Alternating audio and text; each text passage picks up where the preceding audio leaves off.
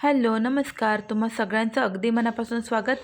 तर बघा, या ठिकाणी मी गावावरून हे फुलांचं झाड आणलेलं होतं. अगदी लहान अशी ऑरेंज कलरची फुलं आहेत बघा. यामध्ये पिवळ्या कलरची किंवा एकदम डार्क जो पिंक कलर असतो ना, त्या कलरची अशी वेगवेगळी फुले असतात. तर हे ऑरेंज कलरचं आहे.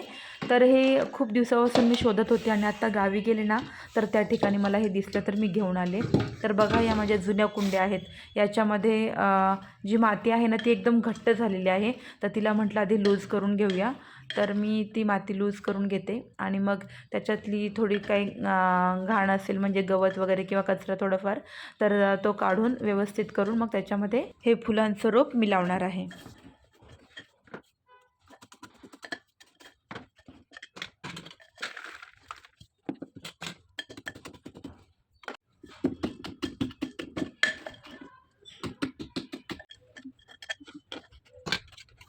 हे मी मुळासकट आणलेलं आहे, पण मी सर्व हे याच्यामध्ये लावणार नाही, कारण ऑलरेडी हे खूप मोठं आहे आणि कुंडी लहान होऊन जाईल.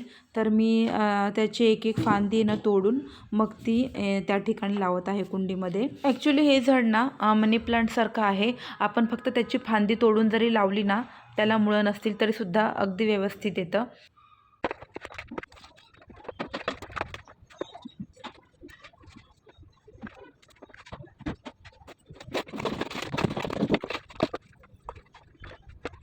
आता 2 कुंड्यांमध्ये हे रोप लावून झालेलं आहे. तर तिसरी जी कुंडी आहे ना, ती मला हँग करायची होती.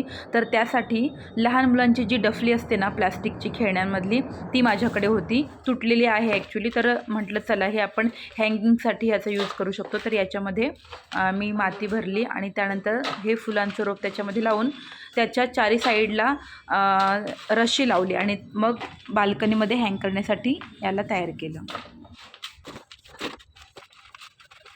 आपण कधीही मनी प्लांट लावताना किंवा वेलीसारखी वाढणारी जी फुलझाडं आहेत ना, ती लावताना त्याची एकच फांदी न लावता आपण जर 5-6 असे साईडने लावले, बघा मी कशा प्रकारे लावत आहे, तशा प्रकारे जर आपण लावले ना, तर ते खूप छान असं भरगच्च कुंडी भरते काही दिवसांनी. आणि जर आपण एकच फांदी लावली ना, तर ती फक्त वाढते, पण एकच फांदी लांब लांब होत जाते आणि अशी भरगच्च कुंडी दिसत नाही, जशी आपण नर्सरीमध्ये बघतो. तर त्यासाठी आपण काय करायचं, छोट्या छोट्या ज्या फांद्या आहेत ना, त्या 7-8 फांद्या एकच कुंडीमध्ये चारही बाजूंनी आपण लावायच्या आहेत. अशा प्रकारे जर तुम्ही फांद्या लावल्यात ना, तर बघा काही दिवसातच तुमची कुंडी आहे ना, ती अशी भरगच्च भरलेली तुम्हाला दिसेल. आता हे लावून झाल्यानंतर माती खूपच कोरडी होती, त्यामुळे मी हाताने थोडंसं पाणी शिंपडून ही माती ओली करून घेतलेली आहे.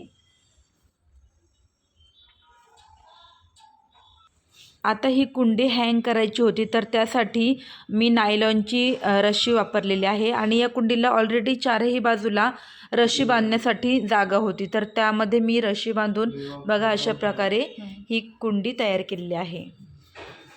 चला तर बघूया हँग केल्यानंतर ही कुंडी कशी दिसते.